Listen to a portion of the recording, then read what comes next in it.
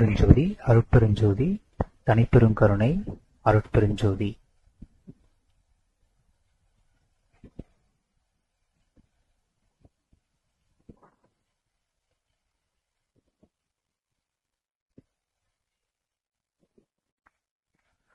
ஞாலம் நிகழும் புகழ் ஒற்றி நடத்தி நீர்தான் ஆட்டமுறும் பாலர் அளவோ என்றேன். ஐம்பாலர் பாலைப் பருவத்தில் சால மயல் கொண்டிட வரும் ஓர் தனிமை பாலர் யாம் என்றே ஏலமுறுவல் புரிகின்றார் இதுதான் சேடி என்னேடி. புகழ்பெற்ற ஒற்றில் இருந்து கொண்டே உலகமெல்லாம் விளங்கி செயல்பட திருநடனம் புரிந்து கொண்டுள்ளார் இவ்வொற்றிவாணர். அவரை புரிந்து கொண்டுள்ளார் இவ்வொற்றிவாணர்.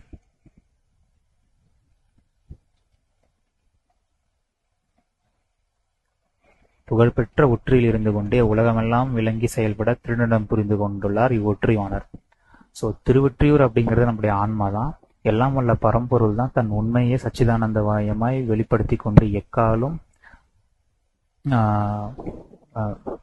தன் இன்பத்தை தானே அனுபவபூர்வமாய் வெளிப்படுத்தி கொண்டு வாழும் பொருட்டு தானே ஒவ்வொரு ஆன்மாவாய் தோற்றியிருந்து ஆன்மாவுக்கு அகமும் புறமும் சக்திகள் சூழ பெற்று ஆன்மாக்கள் பக்குவம் அடையும் பொருட்டு ஐந்தொழில் காரிய செயல்பாடுகளில் பக்குவப்படுத்தப்பட்டு பல காலம் பல அனுபவங்களை பெற்று மேல்நிலையில் என்றும் இருந்து தன் உண்மையை தானே அனுபவித்துக் கொண்டு என்றென்றும் வாழும் சச்சிதானந்த வாழ்வு தயா என்ப வாழ்வையே மையப்படுத்தி பிரபஞ்சம் காரியத்தை நடத்தி கொண்டு வருவது எல்லாம் உள்ள பரம்பொருளாகிய தியாகராஜ பெருமான் அருட்பெருஞ்சோதி ஆண்டவர் ஜோதி நடராஜபதி. அவரே தான்,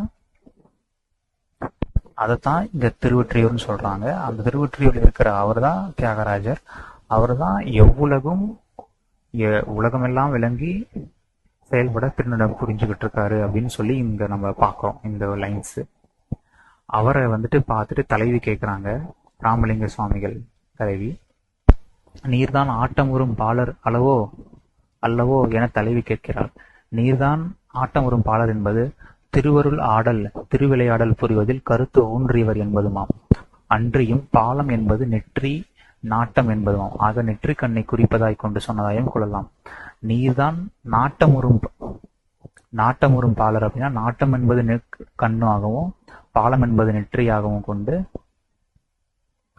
நாட்டமும் பாலம் அப்படின்னு சொல்லும்போது நாட்டம்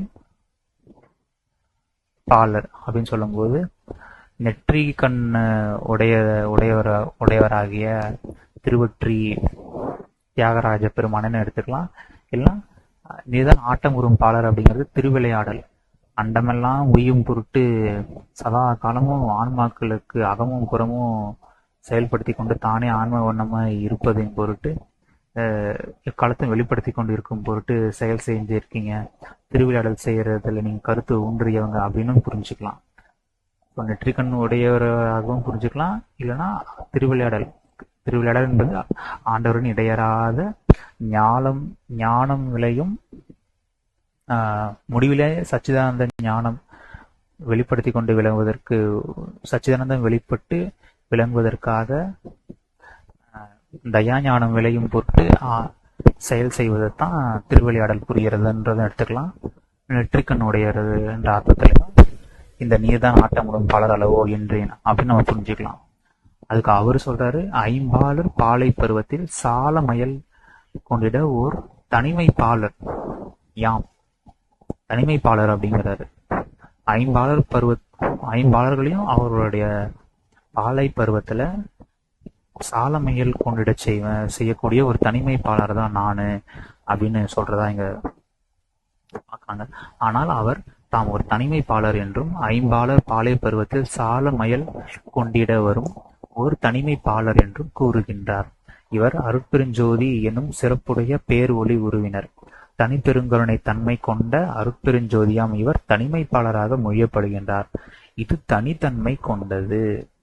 ஸோ புறத்துல பார்க்குற எந்த ஒரு சக்தி செயலும் எதுவுமே அருட்பெருஞ்சோதி ஆண்டவர் தனிப்பெருங்கருணையோடு விளங்குகின்ற அவருடைய இதுக்கு எதுவுமே ஒப்பிடாகாது.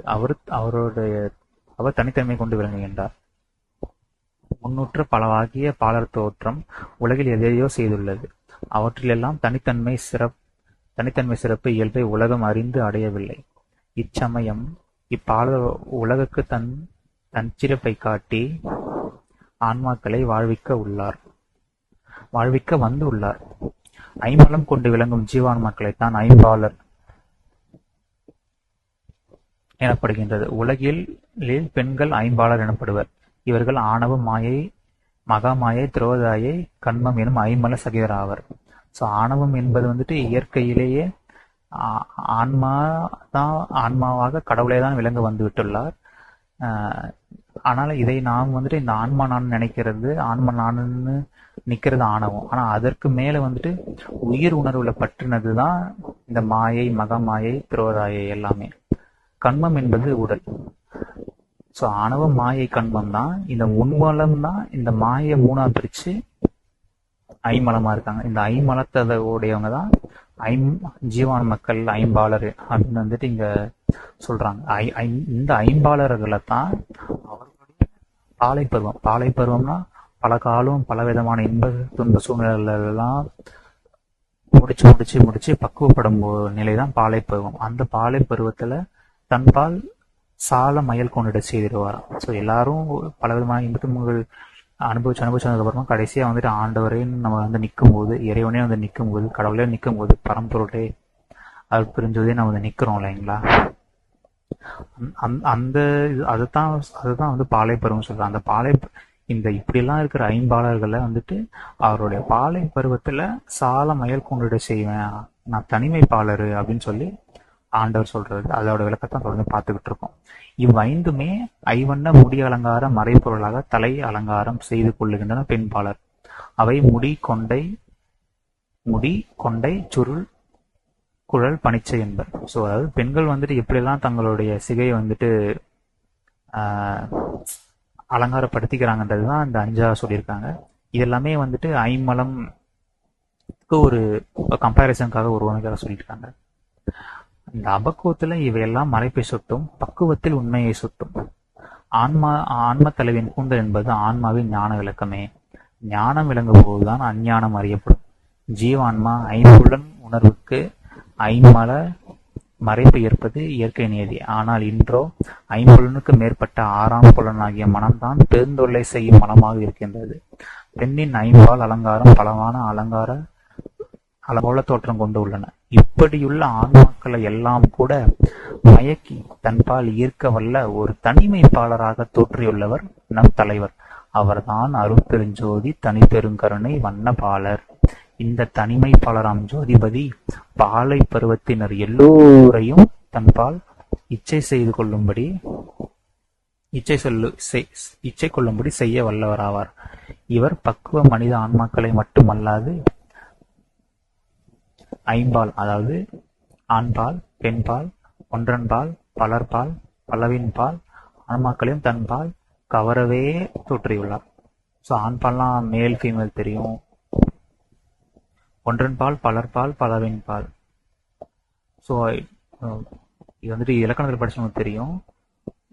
பலர்பால், பலவின்பால், ஒன்றன்பால். அது அவன், அவள், அது, அவை, அவர்கள். ஸோ இதுதான் இந்த ஐம்பால் அப்படின்னு சொல்லுவாங்க. He, she, it, they. Human they வந்து பலர்பாலாகவும், அக்ரினியில் சொல்லக்கூடிய அனிமல்ஸ் எல்லாம் வந்துட்டு பலவின் பாலாகவும் எடுத்துக்கலாம். ஒன்றன் பால் வந்துட்டு இட் அப்படின்னு சொல்லியிருக்கலாம். ஸோ தான் he, she, it, they human, they வந்துட்டு அகைன் அனிமல்ஸ் அந்த அக்ரினியில் இருக்கிறது எடுத்துக்கலாம். ஸோ இவர் பக்குவ மனித ஆன்மாக்களை மட்டும் அல்லாது ஐம்பாலர், அதாவது ஆண்பால், பெண்பால், ஒன்றன்பால், இப்படி எல்லா வகையான ஆன்மாக்களையும் தன்பால் கவர்ந்துடுவார். ஸோ யாரு அவன், அவள், அது, இது, அவர்கள், இவர்கள் யாராயிருந்தாலும் ஆண்டவர் தன்பால் கவரவே தோற்றியுள்ளார். இவரது அருட்ஜோதியே ஜோதிபாலாக மொழியப்படுவது. அந்த ஜோதிதானே ஒவ்வொரு ஆன்மாவையும் சூழ தனித்தனி வடிவத் தோற்றங்களாக விளங்கிக் கொண்டுள்ளது. ஆகவே பிரபஞ்ச வடிவங்கள் கொண்டுள்ள எந்த ஆன்மாவும் ஐம்பாலே என அறியலாகும். ஸோ அவர் ஒருத்தர் தான் எல்லா ஆன்மாவையும் சூழ தனித்தனி வடிவம் கொண்டு விளங்கி கொண்டிருக்கிறது அவர் ஒருத்தர் தான். அதனால வந்துட்டு அவர் ஒருத்தர் தான் இருக்கிறார். அதனால எந்த ஆன்மாவும் ஐம்பாலே என அறியலாகும். இப்படியுள்ள ஆன்மாக்களை எல்லாம் கூட கவரும் ஜோதிபாலர் ஏலம் ஒருவல் புரிந்து கொண்டு நிற்கின்றாராம். இப்படி ஐநா ஆண்டவர் பெருவியப்பக்கூடியது. அதனால ஐம்பாலாம் ஆண்டவர் தான் எல்லாமா இருக்காரு. ஸோ அந்த ஐம்பாலா இருக்கிறாரு. இந்த ஐம்பாலா இருக்கிறவர் தான் ஏலம் ஒருவல் வந்து புரிகிறான். ஏலம் ஒருவல்னா மிகச்சிரிப்பு, அஷ்டகாசம். ஏலம் ஒருவல் என்றால் மிகச்சிரிப்பு என்பது. ஸோ ஆண்டவர் வந்து சிரிச்சுட்டு இருக்காரு, அஷ்டகாசம் புரிஞ்சுக்கிட்டு இருக்காராம். மனிதன் உள் இவன் அறியாத போதிருந்தே அட்டகாசமாம் பெருஞ்சிருப்பு புரிந்து கொண்டிருக்கிறார் ஆண்டவர் என்பது உண்மை. இவன் காலமெல்லாம் அறியாமையினால் எத்தனையோ சிறிய பெரிய தவறுகளை எல்லாம் செய்து செய்து ஆனந்த கூத்து ஆடுவதும் அழுது புலம்புவதும் வீரம் பேசியும் அகங்காரம் கொண்டு பழி வாங்கியும் பிற எத்தனையோ வகையில் ஆரவாரம் செய்து கொண்டு இருப்பது எல்லாம் தான் அகமலர் ஜோதிபாலர் பார்த்து கொண்டும் சிரித்து கொண்டும் இருக்கின்றார். இவற்றிலெல்லாம் பற்றற்று எப்போது அகமுகமாய் திரும்பி சத்விசார கண்ணால் இறைவனை ஏலம் ஒருவல் காண்கின்றானோ ஒருவன், அப்போதே அவனை தன்பால் சால மயல்குற செய்து கொண்டு விடுவான். அப்படி ஏற்ற பின் கேடிலா என்பில் கோடி காலமும் தழைத்து ஓங்க செய்து விடுவார். இதுதான் இன்றைய அருட்பெருஞ்சோதிபாலரின் பெருஞ்செயலாக உணர்த்தப் பெறுகின்றோம். இவ்வுண்மை வெளியிடத்தானே இவ்விங்கிதம் அன்றே யசிக்கப்பட்டது. இங்கித மாலை திருவொற்றியையும் பிச்சை பெருமானை மையமாக கொண்டு புனையப்பட்டது என்ற காரணத்தால் வள்ளலார் தம் இளமை பருவத்தில் அவ்வொற்றில் இயற்றினார் என்று கருதுவர். ஆனால் அன்றே இது அருள் நாட்டத்தோடு பேரின்ப அனுபவத்தையே குறிக்கோளாய் கொண்டு ஆக்கப்பட்டதாக திருவருளால் உணர்த்தப் பெறுகின்றோம். மற்றபடி புலனெறி கொண்டு பழ இலக்கணத்துறை நின்று உலகியல் காட்சியும் நிகழ்ச்சியும் செயற்பாடும் கண்டு மகிழச் செய்யப்பட்டது அன்று இவ்விங்கிதம் என்பதை ஒவ்வொருவரும் உளம் கொள்ள வேண்டும். கடவுள் அருட்பேருண்மையும் தன்னியல் உண்மையும் வைத்து அருள் இன்பனுவம் உண்டாக இசைக்கப்பட்டதே இம்மாலை. இதுவல்லாது ஏதோ உலகர் கற்பனை போன்று உலகியல் தலைவன் தலைவியரின் சல்லாப வியன்மொழி இங்கிதமாக புனைந்துரைத்தது எண்ணுதல் சரியன்று. இக்கருத்தோடே மேலும் செயல்களையும் தொடர்ந்து ஆழ்ந்து நோக்கி உண்மை கண்டு ஓகை பெறும். ஸோ கடவுளோட அருள் பேருண்மையும் நம்மளுடைய உண்மையும் புரிஞ்சுக்கிட்டு அருள் இன்ப அனுபவம் லட்சியத்தை வச்சுதான் இந்த இங்கீதமாலை ஏற்றப்பட்டது. மற்றபடி தலைவன் தலைவி இந்த போல வந்துட்டு சந்திச்சுட்டாங்கன்றது இல்லை. தலைவன் தலைவி மாதிரி கான்வர்சேஷன், கொஷின்ஸ் அண்ட் ஆன்சர்ஸ், கேள்வி பதில்கள் பரிமாற்றப்பட்டு அதில் தோழியாகிய மனதுக்கு வந்துட்டு தெளிவு உண்டாக்கி அந்த தெளிவை கொண்டு தன் இயலுண்மையும் கடல் அருட்பெருண்மையும் அருள் இன்பத்தையும் லட்சியமா வச்சு அதை அடைவதற்கு பொருட்டு பக்குவம் வருவதற்கு நிமித்தமாக வாழும் பொருட்டு பெரும் தயவினாலே ராமலிங்க சுவாமிகள் இயற்றியுள்ளார்.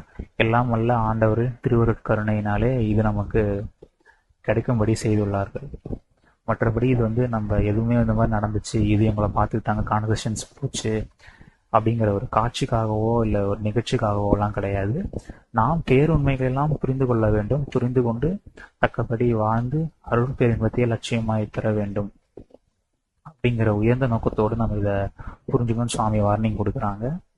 ஸோ கடவுள் அஷ்டகாசம் புரிஞ்சுக்கிட்டு இருக்காரு. ஸோ நம்ம எல்லாரையும் என்னென்னமோ பண்ணிட்டு இருக்கோம், நான் அத்தனையும் பார்த்து சிரிச்சுட்டே இருக்காரு. நம்ம எப்போ இவன் நம்மளை பார்ப்பான், திருப்பி பார்ப்பான்ட்டு. ஆனால் நம்ம எப்போ வந்து அவர்கிட்டலாம் பற்றற்று அகமுகமா திரும்பி எல்லாத்தையும் விட்டுட்டு வந்துட்டு எப்போதும் அகமிருந்து பார்க்கும் பார்வையை வளர்த்துக்கணும். இவங்க இருக்காங்க, அவங்க இருக்காங்க, இவங்க இதை பண்ணிட்டாங்க, அவங்க இதை பண்ணிட்டாங்க, இவன் சின்னவன், இவன் பெரியவன், இப்படி பலவாறு பார்க்குறோம். நம்ம ஸ்டூடெண்ட்டு, டீச்சரு, ஹெட் மாஸ்டர்னு சொல்லி ஸ்கூல்லையும் காலேஜ்லேயும் இன்னும் லைஃப்லையும் பிஸ்னஸ்லையும் ஃபேமிலிலையும் எல்லாத்துலேயும் வந்துட்டு அவங்க இவங்கன்னு பார்த்து இல்லாமல் பரம்பொருள் தான் எல்லாமே செயல்பட்டுக்கிட்டு இருக்குன்றதை புரிஞ்சுக்கிட்டு வெளிப்பட போகிறதும் வாழ்க்கை கொடுக்க போகிறதும் வாழ போகிறதும் எல்லாமே பரம்பொருள் தான், இதில் நானுங்கிறது ஒன்றுமே இல்லைன்ட்டு தெரிஞ்சுக்கிட்டு நம்மளோடதுன்றதில் இது எதுவுமே இல்லைன்றதை புரிஞ்சுக்கிட்டு நம்ம சிறு குழந்தை போன்று அந்த ஈகோன்றது வந்துட்டு அதோட ரூட் தெரியல.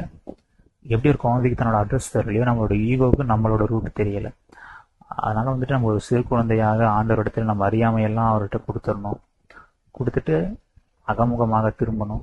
அந்த அக சிந்தனையோடு இருந்து புறத்தை நோக்கி தயாச்செயலுக்கு பயன்படுத்திக்கணும். சத்விசாரத்தால அகமிருந்து பயணிச்சு என்னைக்கு நம்ம ஆண்டவர்கிட்ட உண்மையிலே பகரக்குழியை வந்துட்டு அவருடைய அருளாலே உணர்ந்து கொண்டு நிற்கிறோமோ அப்பதான் அவர் சால மயலுற செய்து கொண்டு விடுவார். நம்மும் அவரும் பிரிவற்று ஒன்றாயிருக்கின்ற வாழ்வு, கெடில்லாத வாழ்வு தலை தோங்குவது அப்பதான் நம்ம கை கூடும். இதுதான் இந்த பாடலோட விளக்கம். எல்லா பாடல்களையும் எல்லா விதமான ஆன்மாக்களையும் ஆணு பெண்ணு அது இது அவள் இவள் அவர்கள் அவைகள் அவை எல்லாத்தையுமே வந்துட்டு அவங்களுடைய பாலை பருவத்தில் மயங்கக்கூடிய ஒரு தனிமைப்பாளர், ஜோதிப்பாளர், அருட்பெருஞ்சோதி ஆண்டவர். நம்ம நினைக்கிற மாதிரி இங்க யாரும் பக்குவம் இல்லை, இவங்க இவ்வளவு கேவலமானவங்கலாம் கிடையாது. எல்லாரையுமே ஆண்டவர் தன் பக்கம் கொண்டு வந்துடுவாரு அப்படிங்கிறத இந்த இதுல நம்ம எடுத்துக்கலாம். ஸோ நம்ம பார்க்குற யாரா இருந்தாலும், நாமளே உட்பட யாரா இருந்தாலும் திருவரு பிரகாச கருணையினாலே, எல்லாம் வல்ல அருட்பெருஞ்சோதி ஆண்டவரின் தனிப்பெரும் கருணையினாலே மரணமில்லா பேர வாழ்வில் விளங்கப் போவது சத்தியமும் உண்மையும். ஏனால் இது அவரே சாலமையில் கொண்டிட செய்திடுவார்.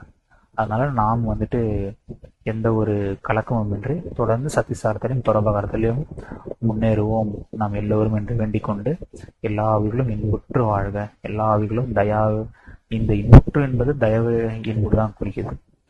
அதனால எல்லா ஆவிகளும் இன்புற்று வாழ்க, அந்த எல்லா ஆவிகளும் சாலமையில் கொண்டிட செய்யதான் ஆண்டவர் செயல்பட்டு இருக்கார் என்ற வேண்டுதல் வச்சுட்டு இதோடு நாம் இந்த விளக்க உரையை முடிச்சுக்குவோம்.